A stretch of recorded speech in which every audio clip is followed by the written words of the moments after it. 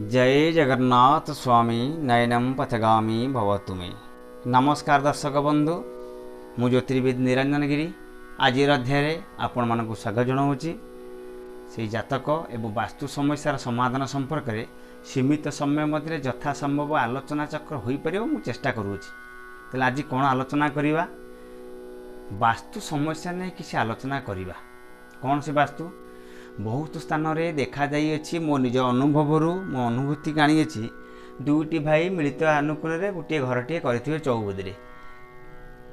से गोटे पार्श्व ये गोटे पार्श्व घर कर ईशान्य अग्नि वायु नर तो सब ठीक थी, सब सुचारू रूप सुरुख समापन कार्य चलूला। किंतु मतांतर मनांतर मध्य जिते भाई सेते घर जिते कन्या सेते बर, किंतु प्रथम आम विभाजन करें गोटे बंध गोटे नागर चलुले।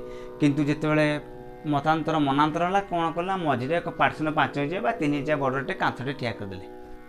या द्वारा कौन है प्रथम आगे बुझंतु कथाटी केते गुरुत्वपूर्ण। बहुत जगार अनुभव मुझे अनुभूति आनी ये स्थान में कले बड़ बड़ विपद विपद आसी। आकाश तत्व उपर कांथटी पड़ा, पंचभूतर प्रथम शून्य तत्व उपर कांथ पड़ोनी कि खुंटी पड़ोनी। घर मुख्य केन्द्रबिंदु शरीर नाभि जहाँ घर हूँ मुख्य केन्द्रबिंदु नाभि से ये कर्णर को ये कर्णर ईशान्य को नैऋत्य वायु को अग्नि करदे। जो छेद कर कांथ कि खुंटी केवे पड़ू न सबुठ भूल हो। सी कौन है बंध ठीक था गज बंध जो मझे पार्टन आप करदे बंधटा को कौन हम ना ये बंध अलग होगला। या पवन बारिणी मोड़ या सी कौन कले ना आपणकर ये द्वारे बंध है तेणु 4 फुट फाट करदे। आपड़ 3 फुट 3.5 फुट 3 3.5 फुट तार ये घर गोटे कोण ये घर गोटे कोण बंध पड़गला। या द्वारा ये जहाँ टिके टिके अशांति अनुभव करता तार सामयिक प्रतिकार शास्त्रीय सिद्धांत मत न करी कौन कला प्रभेद करदेवा फल कौन हुए ना ये घर कोण बंध ये घर कोण बंध। यांकर यदि नैऋत्य कोण पड़ा रोग, यांकर यदि क्यों कोण पड़ा अग्नि कोण पड़ा माने जो माने कौन भस्म। तेणुक आउ बहुत स्थान में देखे ये कौन करते ना प्रवेश जोड़े करते प्रस्थान एपटे बाट न गोटे पटे जाऊे। केड़े बड़ भूल जिनस ये सीटी आउ कहीं शांति रही। डंगाटी जो हलिला ता भर इंजीनियर वैज्ञानिक डाक्तर जिते समेत हल्वे जी कौटी। तेणु ये मेदिनीटे भूल होगा।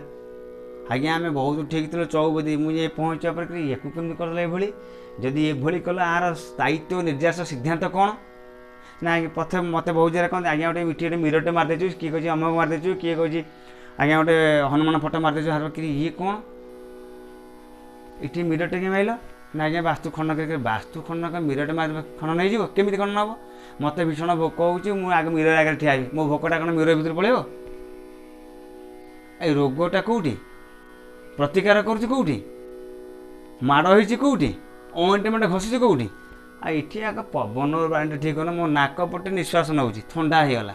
नाकटा बंद कर पाटी पटे निश्वास केमी लगुच नोजेल पकईकि नाकटा सफा करी ना तो से भूल भाल है कौन कर ना ये आगे बंधटा को आपण घर सुविधा कर कर्णर काटिकी जहाँ भाग्य मध्यम भाग करेंगे ये भागर मध्यम भाग करेंगे।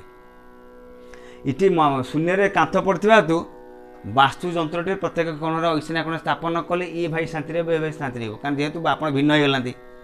आ प्रस्थान द्वाराटी कौन करेंगे परिवर्तन करने चेष्टा करेंगे।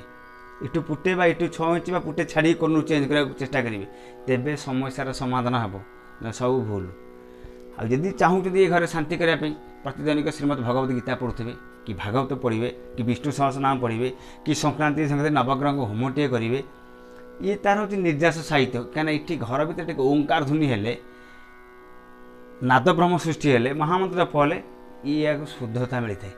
यार सठिक स्थायित्व निर्यास सिद्धांत न करी आम कौन कर भूल भाल कर या द्वारा कौन हम ना ये परिवार शांति रही कि ये परिवार शांति रही उभय परिवार जहाँ टिका घर करवा कली अच्छी भल पाठ्यक्रम नदी सठिक वास्तुमित्रिक परामर्श कम करुवे ना भूल हो